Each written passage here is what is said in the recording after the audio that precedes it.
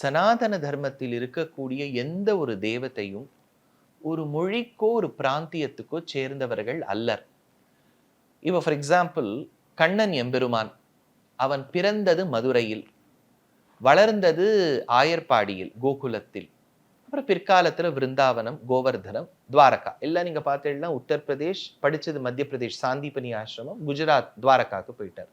ஆனா இன்னைக்கும் தமிழகத்துல குழந்தையை கூப்பிடும்போது கண்ணாவான் தான் சொல்றோம்.